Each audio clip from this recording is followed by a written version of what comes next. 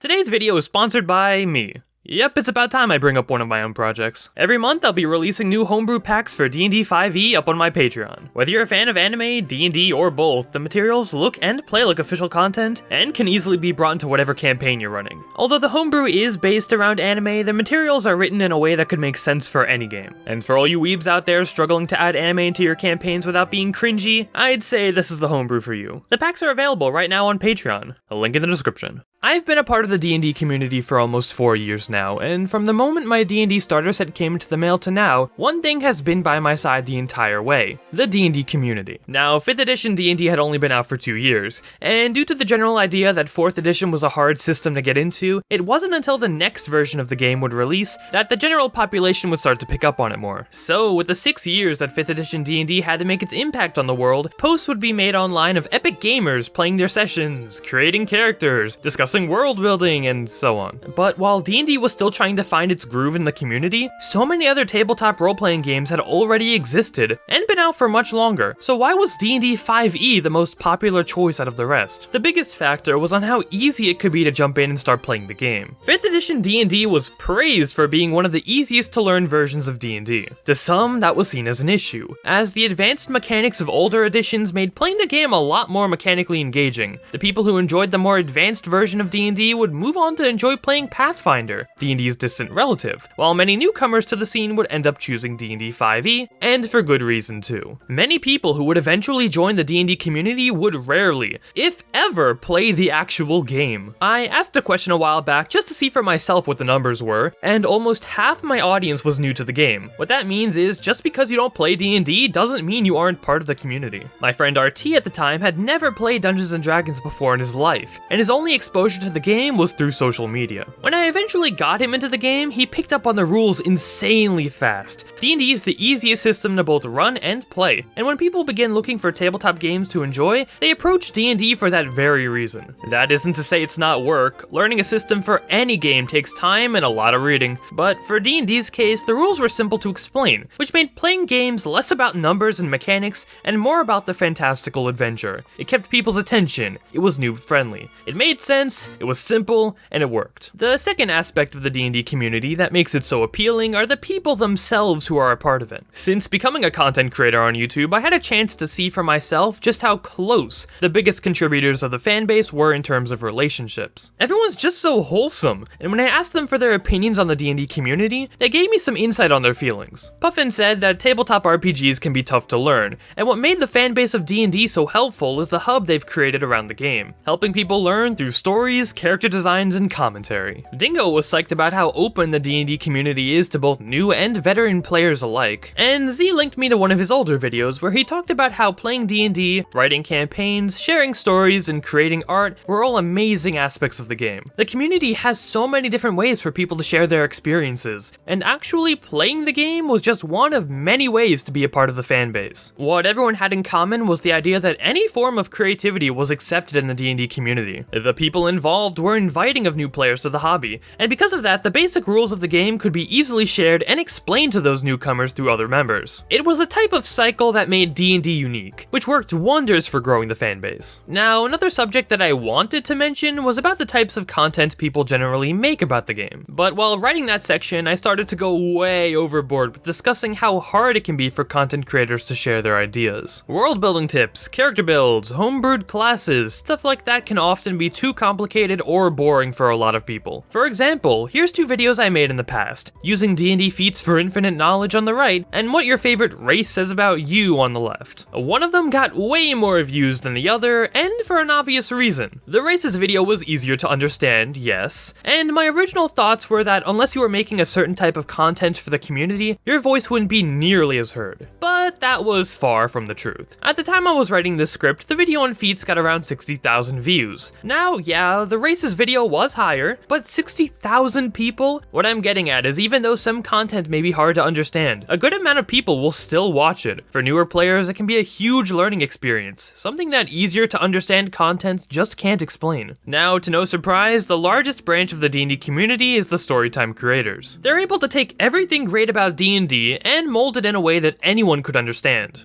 But how do you condense D&D into a story that's like 10 minutes or less. 10-minute video or so. How do you? Yeah. It's a lot of pain. So like I'll have 50 hours of campaign and a lot of the stuff is just boring. It's just boring. You know, it's like trading AC blows or something, or players talking about this or that, or they have like a 45-minute conversation that goes nowhere. And so there's a lot of paraphrasing that gets done, where it's like they had an hour-and-a-half conversation, which basically boiled down to, we can't fight the dragon yet. At the start of this video, I mentioned how the simplicity of D&D 5e made it rise above many other tabletop games. Well, funnily enough, the same thing happened to the D&D Storytime community. Storytime videos had been popular long before the rise of D&D 5e, which made paving the way for creators to talk about their games much easier. Not only that, but on many of the most popular Storytime channels, the reoccurring theme was that they strayed away from bringing up too many rules or lengthy fight scenes into their content, and worked more towards fleshing out their tales with comedy and creativity. Are you here to kill me? What? No.